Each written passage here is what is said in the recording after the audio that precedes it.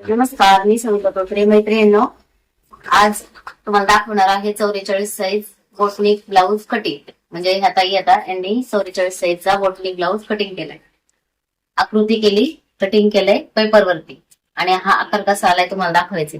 आता याच्यात मी काहीच नाही, फक्त मी इथं बसून सांगितलंय, केलंय सगळं त्यांनीच. आणि पहिल्यांदाच आकार दिलाय, बोटनिकची पेपर कटिंग पहिल्यांदाच केली, आकृती पण पहिल्यांदाच काढली. तर हे बघा,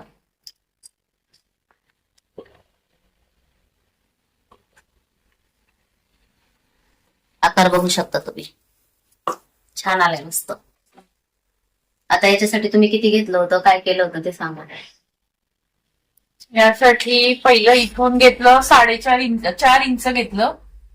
काय हा वरचा गळा. गळ्याची रुंदी हा बोटनेक साठी 44 साईजच्या बोटनेक ब्लाऊज साठी गळ्याची रुंदी किती घेतली? 4.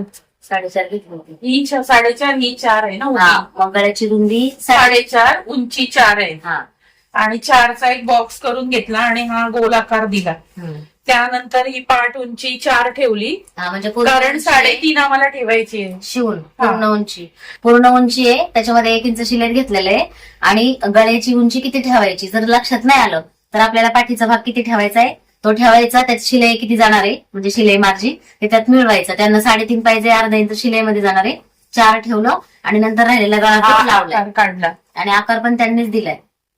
तर हा खूप छान झालाय. आणि तुम्ही बऱ्याचदा यांना अशा प्रश्न पडतात की मग शोल्डर किती लावायचं, तर पुढचं शोल्डर आहे ते आवडीप्रमाणे लावू शकतात. आता यांना शोल्डर आहे ते 3चं घेतलंय यांनी, शिवून हा 2.25 किंवा जास्त शिलाईत गेलं तर तो 2 राहील, किंवा तुम्ही कमी शिलाईत घेतलं तर 2.25 राहील शोल्डर. आता असे प्रश्न पडतील की मग मुंडा कमी नाही पडणार का, तर नाही पडत मुंडा कमी.